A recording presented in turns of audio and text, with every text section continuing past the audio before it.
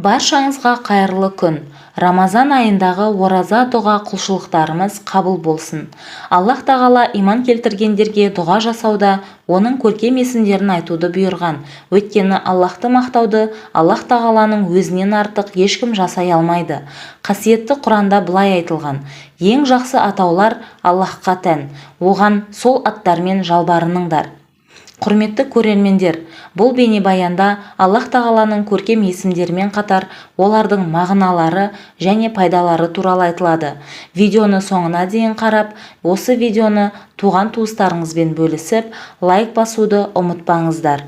Пайғамбарымыз Мұхаммед, оған Аллахтың игілігімен сәлемі болсын. Аллах тағаланың 100-ден бірі кем 99 есімдері бар. Кімде-кім оларды қамтыса, жәннатқа кіреді деген. Аллах тағаланың бар екендігі және оның иләхи сипаттарын білдіретін есім. Раббымыздың ең ұлық есімі. Кім жаратушының осы әдемі есімін күніне 1000 рет қайталап зікір етсе, иманы берік болады. Әр-Рахман, аса қамқор. Оның қамқорлығы өзі жаратқан бүкіл мақлұқтарына тиесілі. Қамқоршы Аллах тағала мұсылмандардың, сондай-ақ кәпірлердің өмірлік қажеттерін өтейді. Аллахтың бұл есімін зікір еткен адамның ойлау және жаттау қабілеті күшейеді. Сондай-ақ ол адам қаталдықтан арылады. Әр-Рахим, ерекше мейірімді, рахымды, бір жақсы іс үшін бірнеше есе береген және ешқашан сауап істерді жоймайды. О дүниеде тақуа мұсылмандарға мейірімді болады. Кімде-кім бұл есімді 100 рет атап жүрсе, қайғы-қасіреттен аман болады. Әл-Малик, патша, ол қалай басқарам десе де өзі біледі. Оған кеңесші керек емес, оған барлығы тәуелді. Мұсылман адам бұл есімді зікір етіп жүрсе, қаржыдан қысылмайды. Әл-Құддус, қасиетті, өте пәк, кемшіліктерден пәк және адам баласының ойына келетін пішін келбеттен тыс. Әс-Сәләм, есендік беруші, жетіспеушіліктерден пәк, өзінің жаратқан мақлұқтарына амандық береді. Егер бұл есімді 99 рет оқып, науқасты ұшықтаса, шипа табады. Әл-Мұъмин, қорғаушы, сенуші, өзі туралы ұлық кітаптар мен пайғамбарлар арқылы білдіртеді, өзінің сүйікті құлдарын қауіп-қатерден сақтайды. Әл-Мұхаймин, үстем, қорғаушы, баршаның үстінде билік жүргізеді және бәрі де оның иелігінде. Жаратқан мақлұғының үстінен қарап, бақылап тұрады. Кімде-кім бұл керемет есімді ғұсыл алғаннан кейін 2 ракаат намаз оқып, 100 мәрте шынайы ықыласпен айтса, Аллах тағала оны рухани тазартады. Әл-Ғазиз, аса зор, ұлық, қуатты, зор кеңшілік иесі, онымен ешкім теңесе алмайды.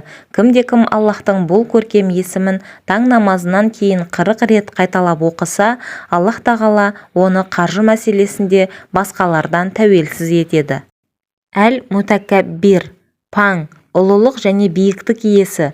Кім бұл көркем есімді зікір етіп жүрсе, халық арасында құрметті болады.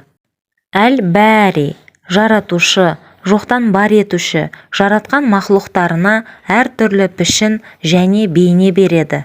Әл-Мусауир, келбет беруші, өзінің қалауымен әрбір жаратқан нәрсесіне өзгеше келбет және әр түрлі пішін береді. Миллиардтаған келбет жаратқан Аллах тағалаға ешкім теңесе алмайды. Әл-Ғаффар, аса жарылқаушы, күнә және жаман істерді кешіруші. Бұл дүниеде құлдарының жамандықтарын жасырып, қияметте күнәларын кешіріп, жарылқайды. Кім осы әдемі есімді жұма намаздан кейін 100 рет қайталаса, оған Аллах тағала ғафу етеді. Әл-Қаххар, өте үстем, қаһарлы, өзіне қарсыларды қатты азаппен қорлайды, өлтіреді, не болмаса көпшіліктің алдында беделін түсіреді. Оның жазасынан ешкім аман қалмайды. Әл-Уәххаб, өте жомарт, береген, адамдарды өз нығметтерімен ризықтандырады, берем деген нәрсесін береді. Кімде-кім дұғада бұл есіммен Аллах тағалаға жалбарынса, ол ешқашан қайыршы болмайды. Әл-Раззақ, ризық тамақ беруші, алуан түрлі ризықтарды жаратады және сол ризықтарымен мақлұқтарын ризықтандырады. Әл-Фәттах, жақсылық жасаушы, асқан мейірімінен құлдарына төгіп беріп жақсылық істейді, шындықты әшкерелеп өтірікті өрге асырмайды.